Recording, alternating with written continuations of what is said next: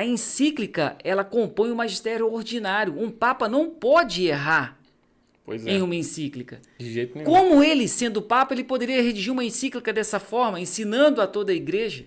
Maria vita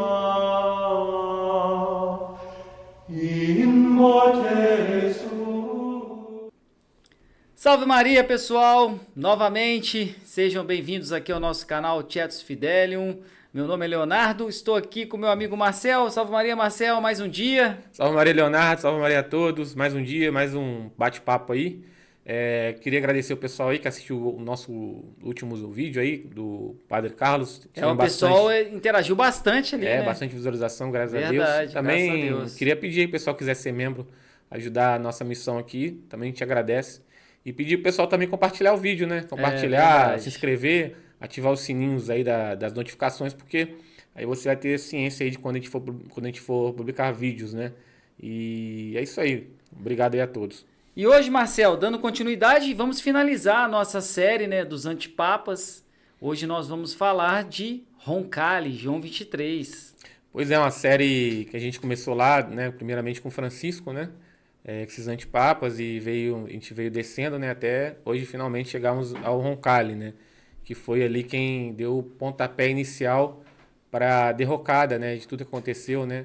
A gente fala derrocada da igreja, mas a gente sabe que a igreja, as portas do inferno não prevalecerão contra ela, mas é uma forma de as pessoas entenderem que a igreja ela foi eclipsada, né? Mas a igreja ainda ela sobrevive, né? Através dos padres e bispos advacantistas, né? Que mantiveram a fé católica, Com certeza. apesar de todos os problemas gerados ali a partir, né? Do mandato ali do Roncalli, né? Que já não era católico, então já não foi papa, né? A nossa concepção é que Roncalli, ele por não ser católico antes da eleição, né, pelos fatos que nós iremos vamos mostrar expor, aqui, né? Isso já deslegitimou a eleição dele, né? Porque para você ser papa, existem dois critérios, né? Que você seja católico e homem. E Roncalli não era católico, né? Por vários motivos, né? E muitos, né, Marcel, falar de Roncalli, muitos consideram ele como papa, né? E do meio tradicionalista mesmo, né? Até alguns advacantistas Verdade. acham que ele foi papa e alguns acham que ele perdeu o pontificado, né? Mas nossa tese é que como papa ele é infalível, né? Então ele não poderia ser papa, né? Porque ele tem várias heresias, né? Depois que ele foi eleito papa, e então não poderia ter sido papa. Então a gente vai discutir na verdade, antes de falar do pontificado, é a vida dele, né? A trajetória que prova ali que ele não era católico por já ser um adepto ali da maçonaria, dessas seitas que, na verdade, são inimigas da igreja, né? Por isso que os papas anteriores, né? Se você for observar, eu estava até lendo a respeito disso, tanto o Papa Pio XI, o Papa Pio XII, na verdade, condenou, né, a maçonaria, né, toda a obra que a maçonaria fez contra a igreja, né? Então, como é que um católico pode ser maçom, né? Não pode. Não pode. Já é excomunhão ipso facto. Então, como você falou, né, vamos começar já trazendo um pouco da nossa coletânea.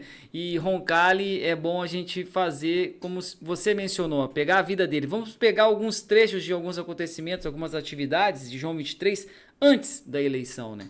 Olha aqui, vou pegar 2 pontos aqui, a gente vai conversando, porque é muita coisa, às vezes fica... Nem tudo a gente vai conseguir falar. Porque apesar de Roncalli ter tido um pontificado bem rápido, né? Se a gente for considerar... Acho que foi 5 anos, não é isso? 5 anos somente. Muito rápido. Mas assim, a vida dele toda, né? Desde lá, quando ele foi delegado apostólico na Turquia, quando foi o núncio da França, tudo ali, a gente vê ali aquele histórico que ele já era um adepto da maçonaria. E apesar de a gente não ter... A gente vai trazer aqui o áudio do Araí Daniela, inclusive ele fala... A gente não tem uma prova material A gente não tem a carteirinha dele igual do professor... O Araí falou, Seu Araí né? fala, né? Porque a gente nem sabe se na maçonaria as pessoas têm carteirinha. Mas existem vários testemunhos que viam ele frequentando nas quintas-feiras à noite a loja maçônica. Mas vamos deixar isso para depois. Vamos deixar isso para depois. Pessoal, aguenta aí, fica aí que vocês vai ter coisa boa aqui. Ó, vamos pegar aqui, ó, antes da eleição. Em 1926, Ângelo Roncalli escreveu a um ortodoxo cismático: os católicos e os ortodoxos não são inimigos, mas irmãos.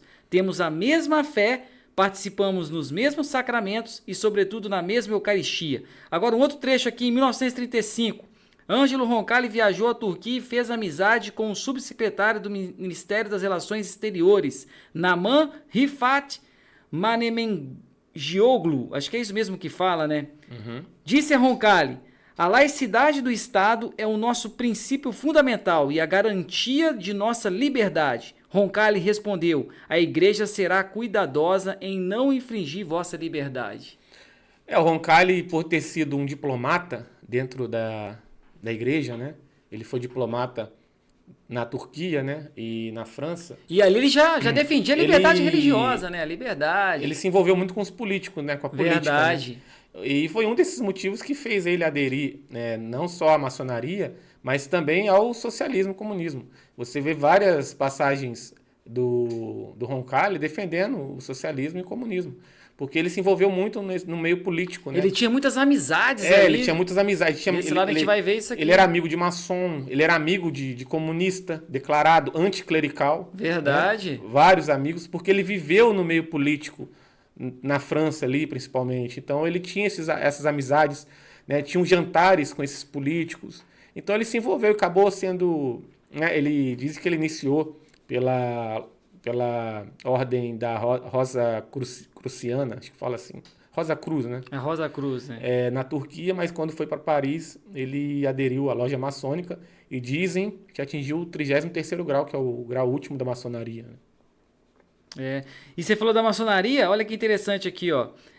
Quando Ângelo Roncalli foi núncio na França, nomeou um maçom de grau 33 e amigo íntimo, o barão Yves Marsaldon, como chefe da divisão francesa dos Cavaleiros da Malta, uma ordem laica católica.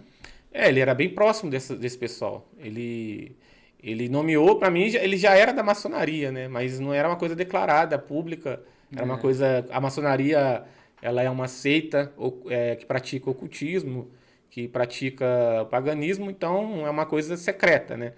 Então, assim, na igreja a gente tem vários exemplos de clérigos envolvidos com maçonaria, né? Não só na época de João 23, né? A gente já tinha vários, mas também nos nossos tempos, né? Na nova igreja você tem até hoje vários padres que são maçom. Inclusive aqui na nossa diocese, né? A gente tem exemplos de padres, né, vistos, né, dentro de lojas maçônicas, né? A gente tem testemunhas mesmo oculares. Então, isso acontece muito, né, nos nossos tempos, mas antigamente já acontecia, né, esses clérigos sendo cooptados para a maçonaria, justamente para que fosse cumprida a missão dos maçons, né, que é a destruição da igreja. Não só da maçonaria, mas dos comunistas, né, querem infiltrar a igreja por dentro e destruí-la, tentar destruí-la. Então, muitos padres, bispos foram maçons, né? A gente tem exemplo de vários, e João 23 foi um deles, né? Que Roncalli, ele era maçom. A gente vai trazer o áudio do Araí Daniel, não sei se... Vou seguir mais aqui, que tem alguns testemunhos que indicam que o João 23 era maçom, e a gente entra com o áudio, que vai completar. Ó, esse mesmo Yves Marsaldon, o maçom e autor francês anteriormente mencionado, também afirma que Roncalli tornou-se um maçom de grau 33 quando era núncio na França. Exatamente. Mary Ball Martinez escreveu que guardas republicanos franceses observaram dos seus postos o núncio Roncalli vestido a civil, saindo de sua residência para atender às reuniões noturnas de quinta-feira da Grande Oriente da França, uma loja maçônica. A gente pode até, não sei se... Linkar com o áudio, né? Não sei, eu acho que você cortou a parte que ele fala sobre só pro pessoal saber, o Araí Daniel era um senhor, né, que ele já faleceu. Era sedevacantista e era sedevacantista há muitos anos. Ele, inclusive, que disse, né, que o Monsenhor de Castro Monsenhor Maia? Castro Maia, isso. Isso. Ele aderiu à sede vacância no final da vida dele, né? Foi um dos. Foi Ele um escreveu testemunho. um livro, né, Marcel, do Terceiro Segredo de Fátima, falando de Do Fátima. abismo, É muito de Fátima bom. ao abismo, acho que o nome do livro é esse. Ele era além de ser adventista, ele era um especialista no terceiro segredo, né? Inclusive defendia que o terceiro segredo é o que aconteceu com a igreja, né? Mas que foi omitido, né? Porque Nossa Senhora fala que era para ter sido revelado o segredo em 1960, né? Mas como a igreja foi tomada, a cúpula, né, da igreja foi assaltada, tomada por esses hereges, e o segredo continha fatos que comprometiam eles próprios, né? Que o segredo era justamente isso, né? Era mais ou menos o que disse Nossa Senhora em La Salette, mas na época os papas revelaram, né, que eram papas legítimos. Mas como o papado deixou de ser católico, então eles omitiram o segredo de Fátima, porque o terceiro segredo continha justamente o que aconteceu com a igreja, porque é a pior crise da história da igreja, né, a pior crise. Nossa Senhora não ia se calar diante de tal tamanha crise que aconteceu, né, depois do Concílio Vaticano II. Então, como comprometiam eles próprios, eles se empenharam em omitir esse segredo. E Araí Daniel defendia que esse era o terceiro segredo, a vacância da sé apostólica. Mas então ele dá o testemunho, a gente não tem a gravação toda, Mas tem o áudio. mas ele um fala pedaço. justamente que na casa dele, ele recebeu um cardeal na casa dele, né? E ele questiona acerca do fato de Roncalli ter sido maçom, né? Que inclusive ele tinha um amigo, o deixa eu baixar meu celular aqui. Ele tinha um amigo que era amigo de um guarda desses que testemunhava, porque o núncio, além dos guardas da França, o núncio era acompanhado também por uma espécie de guarda-costas, né? Então esses guardas, né, que ficavam à noite vigiando, eles testemunharam a esse amigo do amigo do Araí Daniele, que ele frequentava todas as quintas-feiras uma loja maçônica em Paris, né? Que o Roncalli ele saía com vestes civis e frequentava essa seita, né, maçônica lá em Paris. Solta o áudio aí, Arthur. Solta aí, Arthur. Vamos ouvir o senhor aí. O Roncalli,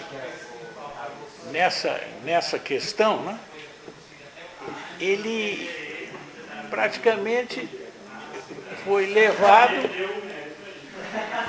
embora muita gente do Vaticano não soubesse, ele era um homem, digamos, de amizades maçônicas. Eu nunca vi a carteira dele de maçom, acho que não existe isso. Mas ele agiu totalmente do lado da maçonaria, né? Então, o que a gente sabia? Isso a gente sabia, eu, por exemplo, sabia porque conhecia, era amigo de um amigo que conhecia o oficial, deve ser da Sûreté, não ali da polícia e tal, porque um núncio é seguido, é um embaixador. E eles, para proteger, não é para proteger, ele sabe saber da vida dele, não, onde é que ele vai, como é. Esse homem toda quinta-feira, então eu disse isso para o cardeal Oddo. Toda quinta-feira ele ia para a loja e o pessoal sabia, nem havia mais segredo nisso. Ele ia... Aí, viu? Testemunho muito forte, né? Para quem não sabe, pessoal, essa gravação foi por ocasião no primeiro encontro, o sede vacantista que aconteceu no Brasil, foi em 2008, né? A gente teve presenças ilustres nesse encontro, foi numa fazenda, numa pequena cidade chamada Nossa Senhora do Amparo. E nesse encontro a gente teve a presença do Araí Daniele, né? Monsenhor Pivarunas também veio, né? Que veio de Portugal. A gente teve a presença do Monsenhor Pivarunas, que veio dos Estados Unidos, e a presença da época do Padre Espina, que hoje é Monsenhor e Espina. Dr. Mero Joas, né? Que eram as presenças ilustres desse primeiro encontro nosso sede vacantistas. E a gente tem alguns materiais, inclusive na época a gente gravou, né? Aquele MP3 player, quem gravou foi o Paulo. Paulo de Lima, a gente agradece muito que a gente tem esses registros até hoje, e foi nessa ocasião que ele deu esse testemunho, né, que um amigo do amigo dele conhecia esses guardas e testemunhou, e o padre e o Araí Daniele questionou o cardeal, né, e o cardeal ficou silenciou, né, tipo assim, não disse que não, mas era uma coisa que todo mundo sabia em Roma, que o Roncalli ele era maçom. E tá muito mais do que provado aí que não poderia ser papa de jeito nenhum, né?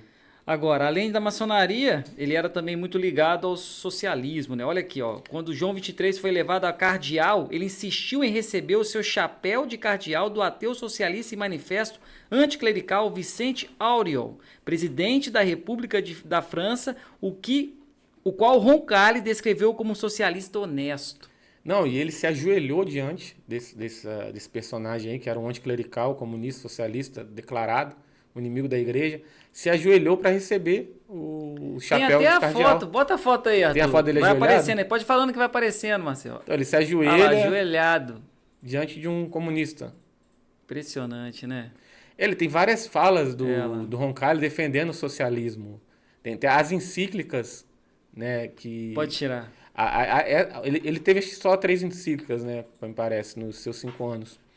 E uma das encíclicas fala sobre, acho que é a Mater et...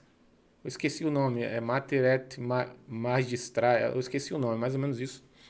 E essa encíclica fala sobre a questão social, né, essa encíclica.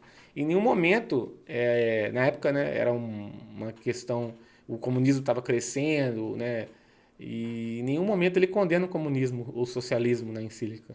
Sim. Na verdade, ele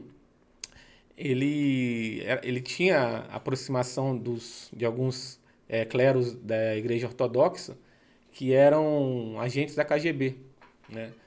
Tanto que... Mater et Magistra. Magistra, isso.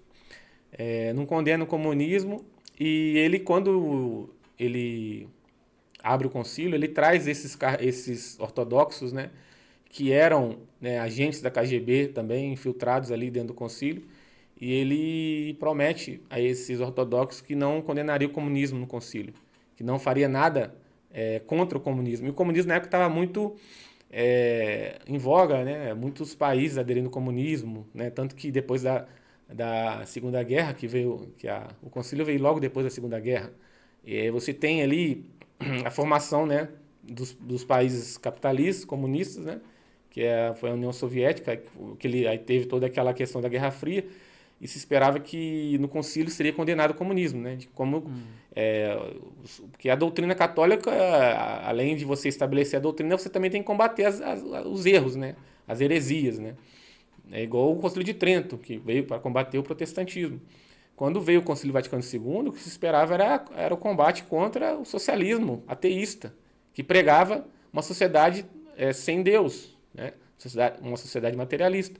E o Roncalli fez um acordo com esses ortodoxos, né, que eram da KGB, para que não se condenasse o comunismo, que era o chamado Pacto de Médici, né?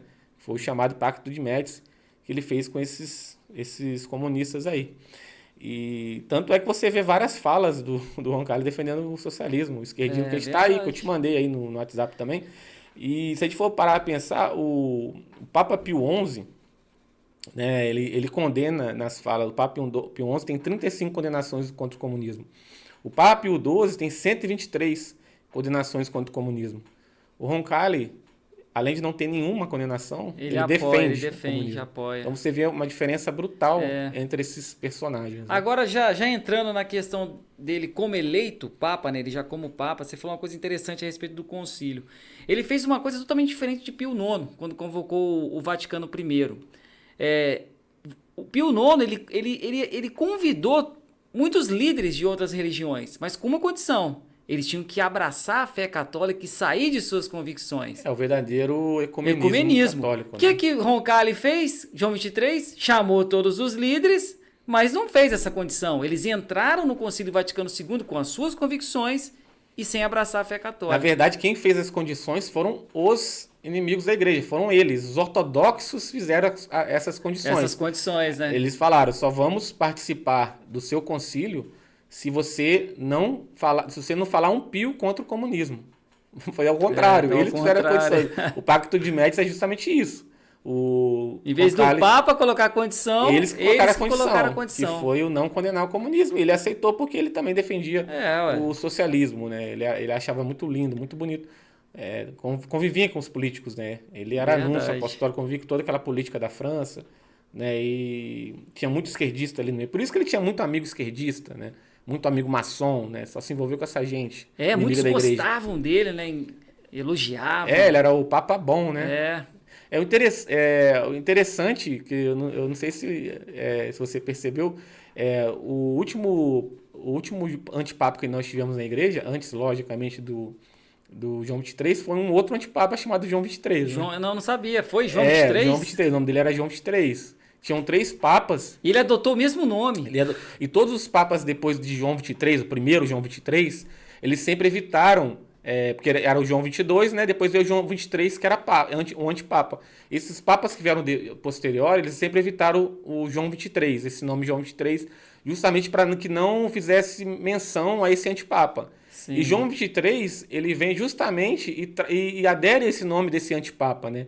Que é uma coincidência. E o João 23 do primeiro lá, do século XV, ele também convoca um falso concílio, que é o concílio de Constança. Né? Não sei se você sabia disso. Não sabia. O concílio de Constança, a priori, a princípio, foi um falso concílio. Ele só foi aceito depois que algumas atas foram aceitas pela igreja. Mas, a princípio, foi um falso concílio. Que também é uma outra coincidência, porque o João 23 também, ele abre um falso concílio também, que é uma outra coincidência. E esse Papa também, o antipapa João 23, ele só fica 5 anos. Também. Também? E ele morre... Ao mesmo tempo. E ele morre na terceira reunião do concílio, igual o João 23 também. Tem várias coincidências entre esse antipapa do século XV com o João 23 do século XX, né? Tem várias coincidências. É uma coisa muito interessante, né? Verdade. Agora, algumas falas dele como Papa a respeito do concílio, ó. João 23 escreveu com essas palavras o que ele considerava que deveria ser a atitude do segundo concílio do Vaticano em relação às seitas não católicas. Não temos a intenção de realizar um julgamento do passado. Nós não queremos mostrar quem estava certo e quem estava errado. Tudo o que queremos dizer é unamo-nos, ponhamos termo às nossas divisões. Ou seja, acabou aquela questão de combater, né? Ele condenou a Igreja Católica verdadeira, que combatia não só trazia a doutrina de sempre, a doutrina verdadeira católica, mas também que combatia as heresias. Né? É o mesmo discurso do Paulo VI, né? É o mesmo discurso. Vamos parar de combater os hereges. Vamos dialogar. Vamos ser mais rigorosos. Né? Vamos ser bonzinhos. Vamos trazer todos para o nosso lado. Vamos fazer uma religião aqui. É o mesmo discurso, né? Você não querer mais condenar o erro. Porque a partir do momento que você não condena mais o erro se torna um acerto, né? Um erro se torna uma verdade, né? Digamos assim. Porque o dever dos papas não é só estabelecer doutrina, mas combater as heresias. Combater as heresias. E todos esses papas que vieram depois, né? Eles abaixaram totalmente a guarda, né? Eles deixaram o mal entrar dentro da igreja. E olha as ordens, as instruções que ele deu ao cardeal Bea, chefe do secretariado do Concílio para a União dos Cristãos, foram as seguintes: temos que pôr de lado, por agora, aqueles elementos que nos diferenciam. Ou seja, não tem diferença, é tudo igual. O tudo igual. Tudo igual, é o tudo igual, né? Tudo igual. Exatamente. É o mesmo discurso, não tem diferença, né? Não tem diferença. Se as pessoas pegarem todos os vídeos que a gente começou, desde Francisco pra cá, descendo, vou até deixar na descrição aí, pessoal. Todos que nós fizemos aqui, vocês assistem. É tudo igual, não tem diferença. É a mesma coisa. É o mesmo discurso. É o mesmo discurso. Exatamente. Impressionante. João 23 uma vez comentou: se eu tivesse nascido muçulmano, acredito que permaneceria sempre um bom muçulmano, fiel à minha religião. Olha, vê se isso é palavra de um papa. Pois é. E interessante que ele não esperavam que ele fosse eleito papa, né? Ele foi eleito de uma forma totalmente inesperada. Ninguém apostava no Roncalli, né? Verdade. Ninguém apostava nele. Tanto que quando ele foi anunciado, né? Ele aparece na sacada lá e anunciado, ele se expõe lá para a Praça de São Pedro, as pessoas ficaram decepcionadas. Os católicos daquela época ficaram totalmente decepcionados. E ainda para piorar, ele faz um sinal da cruz, não sei se você já sabia disso, ele faz um sinal da cruz muito esquisito. Ele faz um sinal da cruz assim... Não reparei isso. É como se fosse um sinal da cruz assim, na altura da cintura, assim, baixo, assim, não fez um sinal da cruz estranho. Então aquilo tudo ali as pessoas acharam muito estranho, as pessoas não gostaram, as pessoas não ficaram felizes, né, com a eleição dele. Era uma pessoa que não estava nem cogitada e do nada ele foi eleito papa. Na verdade, eleito assim, entre aspas, né? Verdade. E ele não foi eleito, ele foi escolhido, né? Na verdade, ele foi escolhido ali pelos aqueles maçons ali que já estavam infiltrados dentro da igreja, né? E ele, apesar de a nova liturgia da missa ter sido estabelecida com Paulo VI, né, que faz todas as mudanças, ele já vem fazendo algumas mudanças na missa, não sei Ele se você sabe. já veio. Eu te mandei aí algumas mudanças que ele fez. Uma das principais ali foi ele proibiu, né? Proibiu não, né? Ele cancelou, né, a oração de São Miguel, né? É verdade. Que a oração de São Miguel é uma oração que foi estabelecida por Leão XIII, que teve uma visão do demônio, né? Entrando dentro da igreja. E depois dessa visão, ele determinou que todas as missas tivesse a oração de São Miguel no final das missas. Sim. E João 23, ele tirou essa oração das missas. Que eu vou até ler algumas coisas que você está falando aí. Ó. João 23 também alterou as rúbricas para o breviário e o missal. Ele ordenou a supressão das orações leoninas, né, que é a de São Miguel Arcanjo. que eram as orações prescritas pelo Papa Leão XIII para serem recitadas depois da missa. Isso. Essas orações foram também prescritas pelo Papa São Pio Foram X e confirmadas. o Papa Pio XI. Todas confirmadas. Né? Ele tirou. Ele abaixou a guarda, né? Porque você tira essas orações, você baixa a guarda pro demônio, né? Outras coisas mais, que ele tirou também o recitar do Evangelho de São João, né? No final da missa também. A questão também dos santos, ó. Ele removeu do calendário dos santos os 14 santos auxiliares e uma série de outros santos, incluindo a Santa Filomena. Aham. Também fez isso também, ó. Que, ele tirou também, olha... Sob o Papa Gregório XVI, a Sagrada Congregação dos Ritos deu uma plena e favorável decisão a favor da veneração de Santa Filomena. Ademais, o Papa Gregório XVI deu a Santa Filomena o título de grande taumaturga do século XIX. E ele vem e me tira. Tirou também a oração do Evangelho de São João, né? E que, para quem não sabe, o Evangelho de São João, ele é utilizado nos exorcismos, você sabia disso? Aquele evangelho do verbo, né? O evangelho do final da missa. Final da missa, ele retirou também. E é uma citação bíblica que é utilizada nos exorcismos. Ele tirou também o segundo confito da missa também. Mexeu muito, né? Ele já foi mexendo, já foi fazendo a operação do erro ali, já desde a... Aí depois veio Paulo VI e estabeleceu aí veio com veio seu o culto protestante. Jeito inovador, né? Ele só deu continuidade. Porque, na verdade, quem trouxe Paulo VI, né?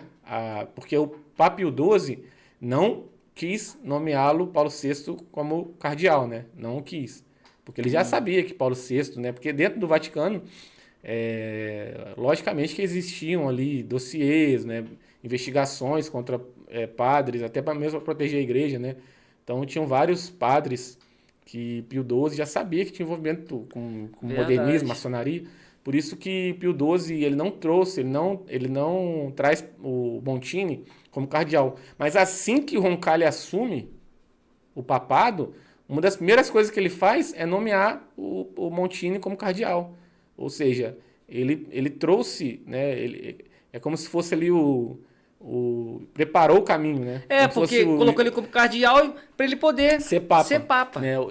O Roncalli foi mais ou menos o João Batista, né? Ao contrário, né? Ao contrário. Para preparar a vinda do que ia mesmo estabelecer essa nova igreja na prática, né? E você falou das encíclicas dele, nessa Mater et Magistra, ele promove os ideais socialistas e não condena. Não condena. E aí é que tá, as pessoas... Aqueles ainda que tem ele como papa, a encíclica, ela compõe o magistério ordinário. Um papa não pode errar em uma encíclica. De jeito nenhum. Como ele, sendo papa, ele poderia redigir uma encíclica dessa forma, ensinando a toda a igreja? Já não é papa. Já não é papa. Não é papa. Não tem como, né? Não tem jeito. Eu penso que ele nem... Para mim, ele já nem foi eleito. Para mim, ele foi escolhido ali. Para mim, já não era católico, então não tinha como ser papa. Para mim, ele trabalhou contra a Igreja Católica. Ele era um inimigo da Igreja Católica. Então, não tinha como ser um papa. Outra encíclica dele, Pacem terris, olha o que ele fala, ó, pertence igualmente aos direitos da pessoa a liberdade de prestar culto a Deus de acordo com os retos ditames da própria consciência e de professar a religião privada e publicamente, ou seja, já indo ao encontro da liberdade religiosa. Ele dá liberdade até para que a pessoa não creia em Deus, né? Ele fala que esse é a novo conceito do Vaticano II, né? Você dá a oportunidade que as pessoas até não acreditem mais em Deus. Agora, olha que interessante, ó, o secretário-geral do Partido Comunista Britânico, John Golan, frente às câmeras de televisão no dia 21 de abril de 1963, disse que a encíclica Pacem terris de João XXIII o surpreendeu e alegrou, e, portanto, ele havia exteriorizado a sua mais sincera satisfação no recente 28º Congresso do Partido. Então, essa encíclica aí, ela não só foi elogiada pelos socialistas comunistas, mas também pelos maçons. Tem um boletim da maçonaria elogiando essa encíclica também. Eu tenho até ele aqui, ó. Eis uma citação do Boletim Maçônico, o órgão oficial do Supremo Conselho do 33º dos Estados Unidos Mexicanos. A encíclica Pacem terris é uma rigorosa exposição de doutrina maçônica. Nós não hesitamos em recomendar. Aí. Tá vendo? Não é só os comunistas, mas os maçons também gostaram da encíclica, né? É o mesmo com que os esquerdistas ambientalistas também, em relação ao Francisco, gostaram daquela encíclica que fala sobre o meio ambiente, Verdade. fala sobre questão ambiental, que não tem nada a ver com igreja, né? Na verdade é uma pauta esquerdista, né? Fazendo uma alusão aí à atualidade aí, a mesma situação, né? Uma encíclica de papa sendo elogiada não por católicos, né, verdadeiros, mas sim por inimigos da igreja, esquerdistas, socialistas, ambientalistas, etc. E depois que ele morreu, né, Marcelo? Agora falando após a sua morte, muitos elogiaram eles, né? Dentro da maçonaria, comunistas, socialistas. O Vaticano recebeu várias condolências, né, mensagens, tanto de maçons como de comunistas, políticos, condolências, Fidel Castro, Khrushchev, todos esses ditadores socialistas ficaram muito tristes, né, com a morte dele, né, se lamentaram bastante. Tanto tem declarações tem maçonaria. Tem várias, né, mas vou ler uma aqui do maçom de grau elevado, Carl Jacob, né, ele escreveu no jornal de Geneve, será que é assim que se pronuncia? Geneve ou Geneve, né? Deve ser. Eu conheço o cardeal Roncalli muito bem. Ele era um deísta e um racionalista cuja força não consistia na habilidade de acreditar em milagres e de venerar o que é sagrado. Essa questão de deísta, racionalista é o que é a maçonaria, né? É verdade. Prega, né? E o interessante sobre a morte dele é que foi encomendado a um professor de química, né, que fizesse um trabalho na questão do corpo, né, para que o corpo dele ficasse como um incorrupto, né? E até hoje o corpo dele está lá, parece que está exposto. Mas não foi por uma obra milagrosa, né? Mas sim por um trabalho de um químico, né, que fez esse trabalho no corpo dele para que ficasse incorrupto, né? E ele foi proclamado santo, né? João 23. Ele foi em 2014, né, pelo Francisco, né, por esse antipapa Francisco. Canonizou esse personagem que não tem nada de santo, né? Muito longe, passa longe dos santos da igreja, né? Muito longe. Que é mais uma prova de que isso aí não é nada católico, né? Bota aí, vai passando aqui quando a gente vai conversando algumas fotos dele, com radicais, com cismáticos, bota essas fotos aí. Então, não tem como, né, Marcel? Dizer que um sujeito desse é santo. É santo. É um santo da maçonaria. Tá aparecendo aí, Até ó. uma sugestão de título, né? Um santo maçom. João XXIII, o santo maçom, né? Essa foto da Santa Filomena que ele retirou ela como santa, né? Olha que absurdo, né? Então tem um monte de foto aí, ele lá com os amiguinhos dele, né? Pois então não tem como ser papa, não tem como ser santo. Muito menos santo, né? Verdade. Tem mais aí, Arthur? Não, foi tudo. Isso, ele recebendo lá, que a gente já mostrou, né? O chapéu. Então acho que é isso, né, Marcel? Acho que mais uma missão cumprida aí, né?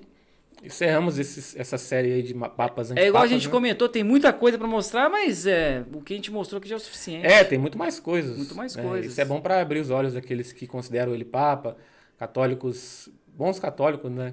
Bons católicos que ainda consideram até Francisco papa, Verdade. para eles, né, estudarem e pensarem melhor, né? Como é que não existe comparação, né? Se você comparar os papas, né, não tem comparação com esses antipapas, né? São Verdade. verdadeiros inimigos da igreja e não tem como você aceitar uma outra igreja, é uma anti-igreja, é um antipapa, são acatólicos, né? Como dizia, acho que são Pio XI ou Pio X, não tem como aceitar esse tipo de coisa. E a coisa só vai piorar. Francisco tem feito um papel de representá-los muito bem, né? Nessa questão. Tem seguido bastante, né, o que esses antecessores fizeram, né? Então é isso, né, Marcel? Ficamos por aqui, né? Pedir pro pessoal aí continuar curtindo nosso canal, né? Compartilhando os vídeos. Apoiando nosso trabalho. E a gente vai seguindo aí em frente aí. E peço a Deus que abençoe todos vocês. Deus pague vocês aí que têm ajudado o nosso canal. E até a próxima aí, o nosso próximo podcast. Então é isso, pessoal. Fiquem com Deus. Que Nossa Senhora nos ajude nesses tempos difíceis. Até mais. Maria vita in morte